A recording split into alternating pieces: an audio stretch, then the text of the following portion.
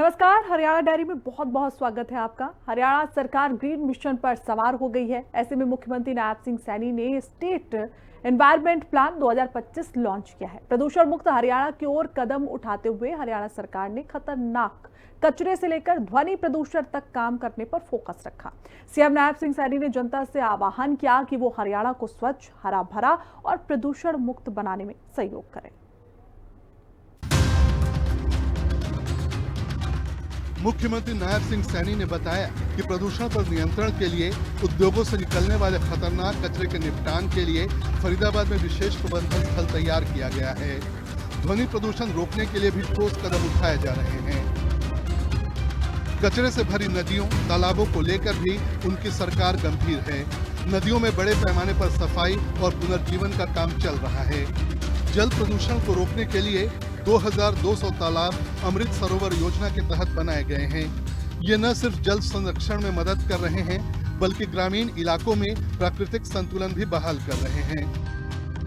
हमने पूरे राज्य में 13 integrated solid waste management plant स्थापित करने की हमने योजना बनाई है, ताकि गति से इसके ऊपर अभी बताया भी था कि चाहे यमुना की बात हो, पिछले दिनों हमने उसका पूरा सर्वे किया कि हरियाणा की तरफ से एक भी अनट्रीटेड पानी की बूंद यमुना में नहीं जाएगी। हमने उसके लिए पूरी बड़ी योजना वो बनाई है। जितने हमारे शहर लगते हैं या हमारे इंडस्ट्रियल जोन लगते हैं, हर जोन के अंदर चाहे एसटीपी लगाने की बात है और चाहे ईटीपी लगाने की बात है कि उसको ट्रीट करके हम पानी को यमुना में पहुंचाने का काम करेंगे, जिससे कि मां यमुना वो स्वच्छ रहे और वहां किसी प्रकार का पोल्यूशन ना फैले। मुख्यमंत्री सैनी ने सार्वजनिक परिवहन से भी प्रदूषण हटाने की बात कही। उन्होंने घोषणा की कि प्रदेश में 105 नई इलेक्ट्रिक बसें चलाई जाएंगी। हरियाणा में सीएनजी और पीएनजी जैसे स्वच्छ इंजन के उपयोग को बढ़ावा दिया जा रहा है। आने वाले समय के अंदर इलेक्ट्रिक जो बसें हैं, इलेक्ट्रिक बसों की ज्यादा, ताकि डीजल से, पेट्रोल से ज्यादा पोल्यूशन ना हो। हमने ईवी पार्क खरखौदा के अंदर, रोहतक के अंदर ईवी पार्क बनाने की, और उसके ऊपर हमने सब्सिडी भी दी है कि कुछ जो इन्वेस्टर्स हैं वो इन्वेस्टर्स, उसकी एक पॉलिसी हमने बनाई है ईवी को लेकर के। हमारे जो इलेक्ट्रिक व्हीकल हैं उसको लेकर के हमने एक पॉलिसी भी बनाई है, ताकि इन्वेस्टर्स आए और ज्यादा हमारे वाहन ये इलेक्ट्रिक हों, चाहे वो कार है, चाहे हमारी बसें हैं, चल रही हैं बसें, और चाहे हमारी गाड़ी है, वो भी हम देख रहे हैं। सीएम नायब सिंह सैनी ने किसानों से अपील की कि वो पराली नहीं जलाएं। सरकार किसानों को इसके विकल्प दे रही है, जिससे उन्हें पराली के पैसे भी मिलेंगे। पराली का सीधा असर खुद किसान पर सबसे पहले और फिर उन सभी पर पड़ता है जो उसमें सांस लेते हैं। जो एनजीओज हैं, हमारी अन्य संस्थाएं हैं, जो लोगों को जागरूक करें, लोगों को बताएं। सरकार अपने तरीके से काम करती है, परंतु जब हम जागरूक करेंगे तो लोग उस बात को समझते हैं, फिर उसके ऊपर चलते भी हैं।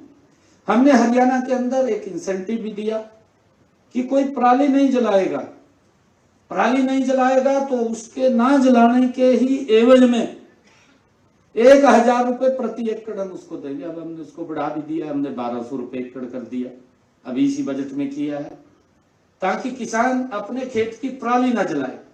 और उसकी एवज में हमने खड़ा किया है बिजली संयंत्र लगाने का काम भी किया है। कई जिलों में लग गए अभी, और लगातार कई जिलों में अभी लगने वाले हैं, ताकि किसान को वो अपने खेत की पराली हो, गन्ने की पाती हो या गेहूं के फाने हो, कोई भी उसका वेस्ट मटेरियल हो, वो उसको जलाए ना।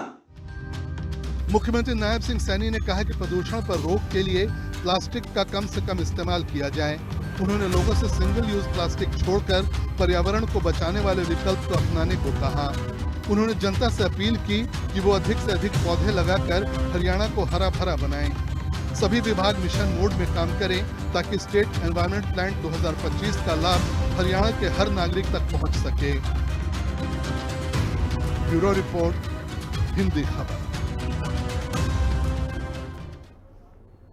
मुख्यमंत्री नायब सिंह सैनी ने कुरुक्षेत्र में बनने वाले सिख म्यूजियम और हेरिटेज सेंटर और संत रविदास भवन और म्यूजियम की प्रगति की समीक्षा की।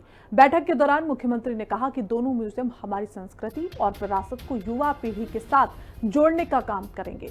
उन्होंने कहा कि दोनों प्रोजेक्ट को प्राथमिकता के आधार पर लेकर अधिकारी काम करें।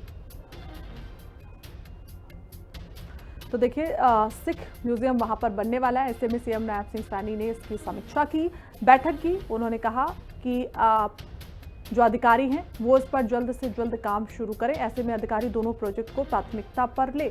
सैनी की ओर से ये निर्देश जारी किए गए हैं।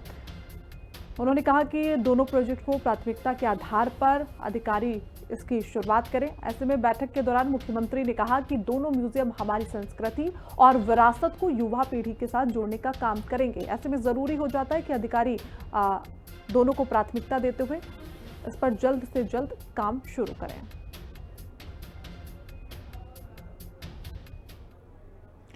वहीं मुख्यमंत्री नायब सिंह सैनी ने उत्तराखंड के मुख्यमंत्री पुष्कर सिंह धामी को जन्मदिन की शुभकामनाएं दी। सीएम ने एक्स पर पोस्ट लिखा, उनके नेतृत्व में उत्तराखंड प्रगति और जन कल्याण की नई ऊंचाइयां छू रहा है। सीएम ने बाबा केदारनाथ से मुख्यमंत्री पुष्कर सिंह धामी के उत्तम स्वास्थ्य और दीर्घ आयु जीवन की प्रार्थना की।